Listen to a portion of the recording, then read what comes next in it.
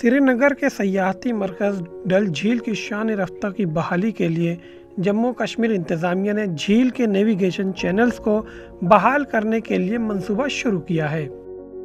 Leak conservation and management authority نے ڈل جھیل کے 13 چینلز کی کھدائی کا کام شروع کیا ہے، جس سے پانی کی نکاسی کا نظام بحال ہوگا۔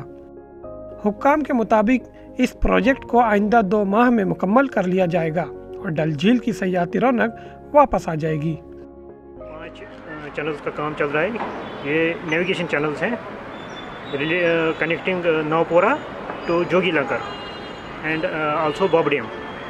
یہ جو چینلز ہیں یہ فل اپ ہوئے ہیں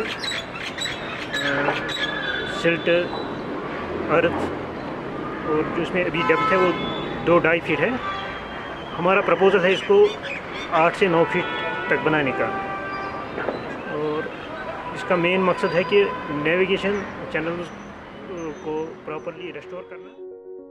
آلودگی اور غیر قانونی قبضہ سے اس وسیع جھیل کا رقبہ آہستہ آہستہ کم ہوتا جا رہا ہے، جبکہ اس کی تاریخی و ماحولیاتی اہمیت بھی ختم ہو رہی ہے۔ اس درمیان نیویگیشن چینلز کی بحالی سے سیاح شکارا کے ذریعے جھیل سے شہر خاص کی سیر و تفریح کر پائیں گے۔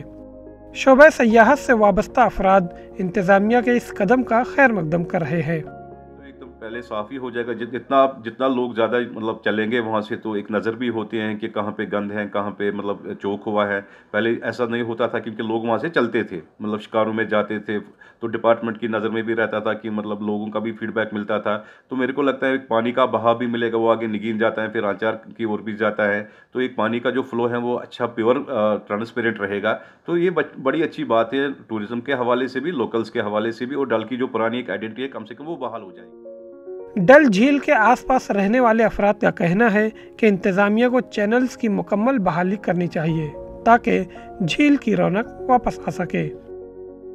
ڈرجنگ کر رہے ہیں، بٹ جب تک اس کو مین سے کنیکٹ نہیں کریں گے، جیسے کٹس دیں گے، ایک لیک سے کنیکٹ کریں گے ان کو، تاکہ اس کو فریش آکسیجن ملے، وہاں پہ فریش واٹر ملے، تب اس کا بینیفٹ ہے۔ ادروائز وہ ویسٹ آف منی ہے۔ دیکھو جو مین واٹر ہے نا، جو آپ یہ مین ڈل لیک دیکھ رہے ہو، یہ لوگ بیک سائڈ سے جو چینل کلیئر کر رہے ہیں، ٹھیک ہے، جب تک ان کو بیچ میں کٹس، تاکہ ان کو ایک ایک صاف پانی ملے، جبکہ ایک آکسیجن پرووائڈ کرے ان چینلز کو، تب وہ کامیاب رہیں گے زیادہ۔ واضح رہے کہ جموں کشمیر انتظامیہ نے گزشتہ روز ہی سری نگر اسمارٹ سٹی کے دائرے میں آنے والی جھیل ڈل اور اس سے منسلک آبی ذخائر کے گرد و نواح کا تعین کرنے کے لیے ماہرین کی تکنیکی کمیٹی کی تشکیل کو منظوری دیتے ہوئے 2 ماہ کے اندر رپورٹ پیش کرنے کی ہدایت دی ہے۔ ETV بھارت کے لیے سری نگر سے میر فرد کی رپورٹ۔